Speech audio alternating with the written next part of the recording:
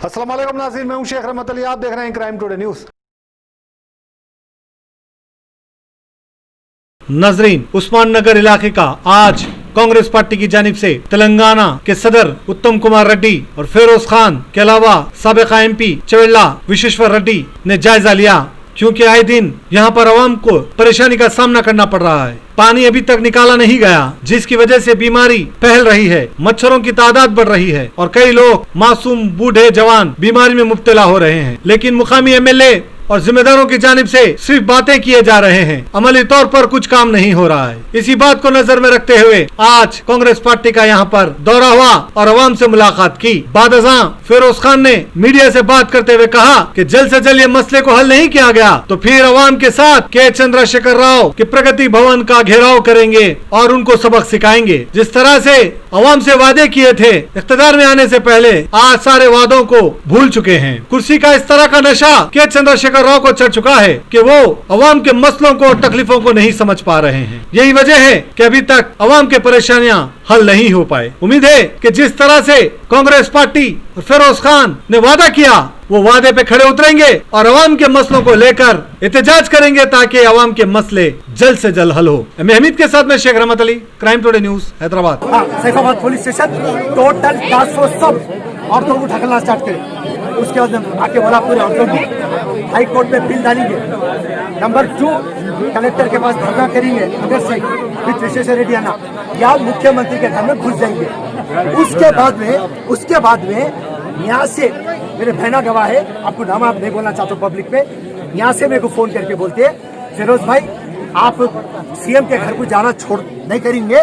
सविता इंद्रा रेड्डी से बात हुई, 15 दिन में वो लोग करते बोले आप गड़बड़ कर देंगे तो गरीब का नुकसान हो जाएगा, तो मैं खामोश बैठा। उसके बाद में 3 दिन से कंटिन्यूअसली पूरे औरता विश्वेश्वर रेड्डी साहब को, फिरोज खान को और उस्मा शाकिर को कंटिन्यूस फोन आता है आपको ले लेकर। अब अपना प्लान ऑफ एक्शन ले लेना, यहाँ पे जो लेट आउट है उसको करना है। कलेक्टर के पास अपन मंडे जाएंगे, आप भी चलना, बैठ के बात करेंगे, उनको लाके यहाँ बिठा के सोल्यूशन लेंगे।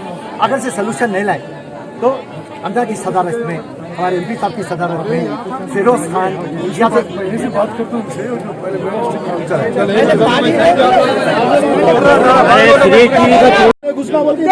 तो उठा लेना। मुसलमानों की गलियां कई को ऐसे है, लीडर का है वो, एमएलए बन गए मुसलमान उनका है। हिंदू आके देखो गलियां जाके, बालापुर उधर जाके देखो कैसे है, अपने गलियां कई को ऐसे है। वोट आए तो वोट डालो बोलते खत्म। रजिस्ट्री कई को करे भाई, कौन गवर्नमेंट वाला करा, मालूम होता ना गरीबों को नहीं होती, ये गलत जगह है रजिस्ट्री नहीं होना था। घर का टैक्स बनते तभी मालूम होना था, रजिस्ट्री करते मालूम तो नहीं लेते ना बेटा। 1 लाख क्या है, लखपति रह के 4 घना लेकर किराया बन रहा, 1 लाख को कुछ भी नहीं है तो उन्हें कहाँ जाएगा, उसकी तकलीफ किसको मालूम होती, उसको मालूम होती। उन्हें लखपति किराया खा रहा, 10 घना काम बोलते वहाँ पिला देंगे, जगह रोक के खा ले रहा, गरीब कहाँ जाएगा। चलो मांगने निकला पेट ला, उसके हाथ पर नीचे डंडा लेकर भागा इतना उन्हें करता। खाने वाला अलग है, पीने अलग है। अपने मुसलमानों के लिए अपने मुसलमानों को नहीं समझ रहे, गरीबों को समझना। आप क्या चाह रहे हैं, इन लोगों से क्या चाह रहे हैं? आज कांग्रेस प्रेसिडेंट उत्तम कुमार रेड्डी साहब, हमारे विश्वेश्वर रेड्डी साहब एक्स एमपी, आज हमारा दौरा था। ये यहाँ का उस्मान नगर का मेरा तीसरा दौरा है और बड़ी तकलीफ से बोलना चाह रहा हूँ कि 16 सितंबर के दिन यहाँ पर पानी आ गया था। आज टोटल 2 महीने हो रहे, एग्जैक्ट 59 डेज। 3 टाइम मैं उस्मान नगर के ख़वातीन बहनों को लेके कलेक्टर साहब के पास गया, एडिशनल कलेक्टर के पास गया, जॉइंट कलेक्टर के पास गया, क्योंकि revenue department, municipal department, irrigation department तीनों मिलके काम कर रहे हैं। बोल तो मैं हमारे principal secretary irrigation Rajat Kumar साहब से भी बात करा। हर वक्त जब भी हम जा रहे हैं वहाँ पर हफ्ता भर का टाइम दियो और जब हम तीसरी टाइम गए, जब कलेक्टर साहब नीचे मुंडी डाल लेते और ये बात बोलते कि हम तो प्रपोजल गवर्नमेंट को भिजा दिए, मैं एक आफ्टर ऑल कलेक्टर हूँ, मेरा जो भी काम है मैं कर दिया, तो मैं मुस्कुराते हुए बोला अगर से डिस्ट्रिक्ट का बादशाह जो कलेक्टर होता, अगर से उन्हें अदना सा है बोले तो फिर आप चपरासी बन गए ना कलेक्टर साहब, तो आप वो बोर्ड निकाल दो और चपरासी बोल के लिखा लो। तो उन्होंने नीचे मुंडी डाल लिए। और उसके बाद में यहाँ के लोग, मैं उनको एक रास्ता दिखाया था। मैं बोला चीफ जस्टिस के पास पिल डालेंगे और हंगर स्ट्राइक के ऊपर बैठेंगे कलेक्टर ऑफिस पे, और वो भी काम नहीं चला तो मुख्यमंत्री के घर में प्रगति भवन में घुस जाएंगे। तो मेरे पूरे खवातीन बहन मान लिए। हमारे यहाँ के चंद लीडर्स मेरे को कॉल करके बोले कि फिरोज भाई आपके जज्बे को हम मानते और जानते, मगर हमारी बात यहाँ की जो मिनिस्टर है सविता इंदिरा रेड्डी से हो गई, तो उसके लिए आप एक 15 दिन तक ये मामले को मत उछालिए, क्योंकि आप उछालने के वजह से यहाँ पे जो होने का काम नहीं होगा। मिनिस्टर साहिबा हमको वादा कर दिए। तो फिरोज खान क्या बोले थे पहला दिन आपके पास आके कि मैं राजनीति के लिए नहीं आया, मैं इंसानियत के लिए आया। आप कभी भी देखते मेरे को मैं कनवा नहीं पहनता, क्योंकि मैं उस्मान नगर का भाई बन के आया। और आज भी मेरे भाईना फोन करे कंटिन्यूसली बोल के मैं मेरे प्रेसिडेंट साहब को लेके आया, और यहाँ का जो मसला है सारी दुनिया को मालूम पड़ गया। और ये मसला ये है कि गवर्नमेंट पहले ये बात बोल रही है FTL लैंड है। हाउ साहब ये FTL लैंड है, ये गरीबों को नहीं मालूम, इन्हें पढ़े हुए लिखे हुए नहीं है, इन्हें क्या मुसीबतों से पैसे ला के डाले। तो गवर्नमेंट अंधी थी जो रजिस्ट्रेशन करे आप, चलिए रजिस्ट्रेशन के बाद में आप परमिशन दिए, असेसमेंट करे, आप टैक्स कलेक्ट कर रहे हैं, फिर उसके बाद में आप इलेक्ट्रिसिटी मीटर दिए, आप उसका बिल कलेक्ट कर रहे हैं, आप वाटर मीटर दिए, उसके बाद बिल कलेक्ट कर रहे हैं, और आज जब पानी आ जाता तो ये FTL की लैंड हो गई। अरे मेरे को समझ में नहीं आया, मुख्यमंत्री पानी पड़ा तो पूरे तेलंगाना के तालाबा भर गया, तो ये हमारी स्कीम है, देखो तेलंगाना में कैसा पानी भर गया, देखो मेरा कैसी प्लानिंग है, KCR की प्लानिंग देखो कैसी। जब हैदराबाद में पानी आ गया और यहाँ पे उस्मान नगर पे पानी आ गया, तो KCR और KCR के तट्टुआ चेले ये पलटा के बोलते ये हमारी प्लानिंग नहीं, ये अल्लाह की और भगवान की प्लानिंग है। अरे क्या बोलूं रे जोकरों को मैं। अरे ऐसी निकम्मी गारमेंट, नंगी गारमेंट, चिंदी गारमेंट। अरे शहर के अंदर उस्मान नगर के अंदर पानी भर गया, 550 करोड़ रुपए फ्लड रिलीफ बोल के GHMC का इलेक्शन का ड्रामा कर रहे हैं। जो भी जरूरतमंद है कोई बस्ती में नहीं दे रहा। और मैं स्टेट पूछ लिया था, कोविड-19 हुआ, 1500 रुपए आप चेक में देते, 550 करोड़ रुपए कैश में देते, आप TRS के और MIM के भड़वों के हाथों में दे देते आप पैसे। ये क्या है? इससे बड़ा व्हाइट कलर ऑफेंस है, चीटिंग है, ब्रीच ऑफ ट्रस्ट है। 550 करोड़ में 250 करोड़ से बढ़ के ये लीडर खा लिए। और आज उस्मान नगर के खुसूसी में बात करना चाह रहा हूं, 2 महीने से आप बोले हम रिहैबिलिटेट करते। रिहैबिलिटेट का मतलब यहाँ के लोगों को दूसरे घरों में रखते, आप नहीं रखे। आप बोले रेस्क्यू करते, आप उनको खाना नहीं खिलाए, आप डॉक्टरों को नहीं भिजाए, उनके बच्चे बीमार है, उन लोग बीमार हो गए। अभी एक खवातीन बता रही थी उसके बच्चे का पैर टूट गया। कई खवातीन मेरे को बताया हमारे बच्चों को मच्छरों की वजह से डेंगू हो गया, चिकनगुनिया हो गया, कई लोगों को कोविड हो गया। मैला पानी, लाशा निकल रही, सांपा निकल रही, बिच्छुआ निकल रही।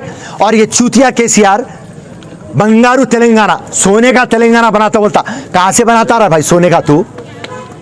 मैं चैलेंज कर दे रहा हूं KCR, KTR, सविता इंदिरा रेड्डी को।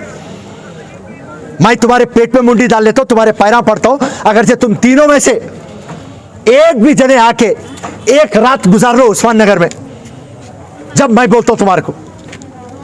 आप सिर्फ बाजू के जमीना सविता इंदिरा रेड्डी और उसके रिश्तेदारों की, उनके बिजनेस सिंडिकेट में जो जो इन्वॉल्व है, इंक्लूडिंग बेनामी नामों के ऊपर रखने का उस्ताद अगर से कोई है तो वो असदुद्दीन ओवैसी है।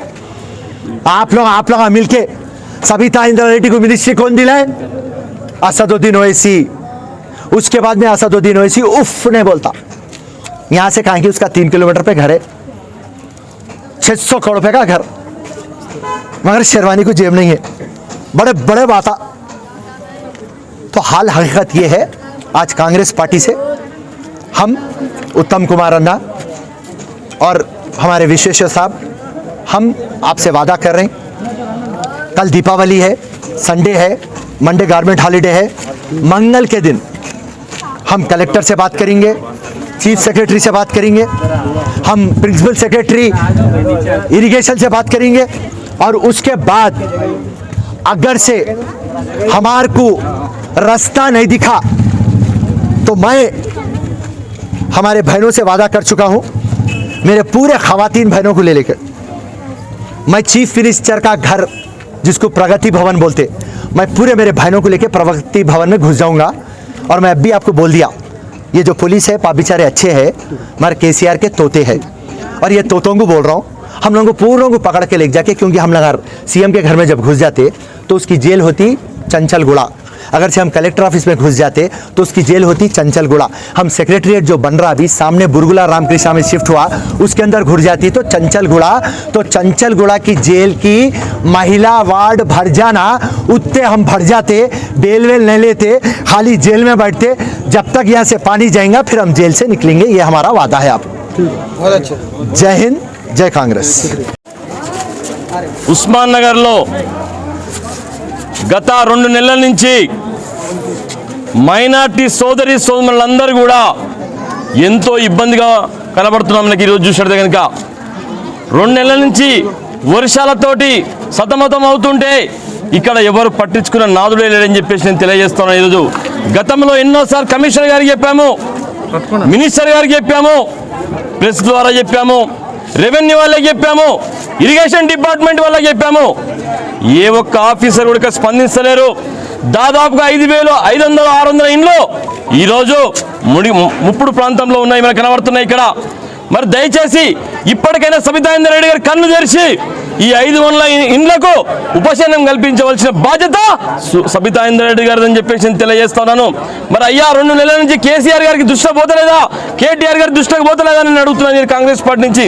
ఈరోజు మా మైనారిటీ సోదరుడు రౌఫ్ కానీ, సిద్దిక్ కానీ, వసీంసా కానీ, బేల్బారి కానీ, అబ్దుల్ కానీ ప్రజల కోసం అని చెప్పేసి పోరాటం చేస్తూ ఉంటే ఈరోజు పోలీసు వాళ్ళు కేసులు పెట్టి పోలీస్ స్టేషన్లో పంపిస్తున్నారు. ఈరోజు నిన్నగాక మొన్న చూసినట్టు కనుక రౌఫ్ను అటాక్ చేసిండ్రు, 8 కుట్టుబడ్డాయి, ఇప్పటికి కూడా వాళ్ళని అరెస్ట్ చేయని పరిస్థితిలో ఈరోజు టీఆర్ఎస్ పార్టీ ఉన్నది. మరి దయచేసి ఇప్పటికైనా మేడం కన్ను తెరిచి, సబితా ఇంద్రారెడ్డికి కన్ను తెరిచి వీళ్ళకు ఉపశమనం కల్పించవలసిన నేను కోరుతున్నాను. ఈ రకంగానే మొదలైతే కనుక ఇప్పటిదాకా ఉత్తమ్ కుమార్ రెడ్డి గారు చెప్పారు, కొండ విశ్వేశ్వరరెడ్డి గారు చెప్పారు, మా నాయకులు చెప్పారు, ఏదైతే ఈ పరిష్కారం కాకపోతే తప్పకుండా ప్రగతి భవన్ ముట్టిస్తామని చెప్పేసి కాంగ్రెస్ పార్టీ నుంచి మేము డిమాండ్ చేస్తున్నాము. ఇది లేకపోతే కనుక కాంగ్రెస్ పార్టీ నుంచి మొత్తము అండర్ స్ట్రైక్ కూడా చేస్తామని చెప్పేసి నేను తెలియజేసుకుంటూ సెలవు తీసుకుంటాను. జై కాంగ్రెస్.